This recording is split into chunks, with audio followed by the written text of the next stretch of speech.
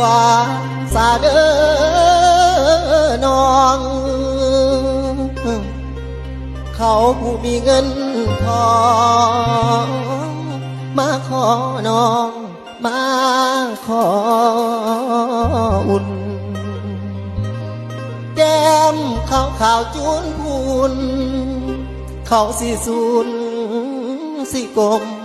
ดมน้องบาดหานอนละนางเอ้ยนางคนมีเงินได้อยู่สอนอายมาก่อนได้นอนเหงาเขาสิเอาเสาลงหลุมอายนั่งคุม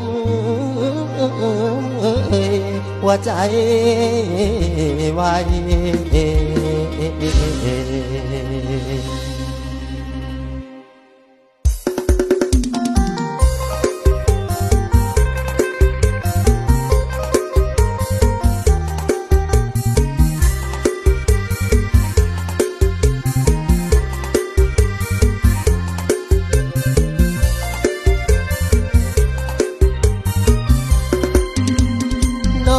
กับเขาสาลาคนที่มาว่าที่ลูกเคยแม่น้องยิ้มอยู่เปยเปยแต่งกันเลยผู้แขนป้อนไทยใจอ้ายเพิ่นแนมบ่เห็นหักขาด%กับพอขาดเงินตราดีแล้วที่น้องมีหน้าหักการดา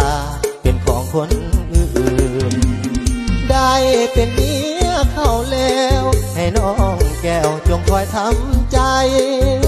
ถึงอายสิน้ำตาไหล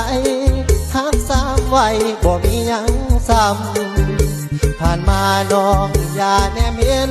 สองเอาเคยเป็นน้องอย่าหัวซาอยู่กับเขามีสุขเถิดลาสุขไปหน้ายิ่งขึ้นไปกันลืมใดก็ลืมสายเพราะว่านอนกับเขาเถิดลาผู้เงินก่อนทอนคำสุขเลิศลำให้โหมอยู่คนดีทักกันมาหลายปีที่บ่มีสิทธิ์แล้วเหมือนกับแก้วแตกแล้วที่มุนกระจายคนมีเงินหลายเขาสิบายสิกอดสิดมสิหอมสิกันเสียงสิลั่นแล้วน้อคนดีเขาสิเหตุนั้นเหตุนี้ใจบ่ดีแล้วน้อนงเยากินแต่เหล้าย้ำเขาเอาเจ้าตอนก่อนอายคิดน้ำอ่อนตอนย้ำเขาแก่สิ่งของเอินสั่งน้องความคำเป็นเสียงล้ำนอนนำเขาสังคำอายคิดน้ำบ่มี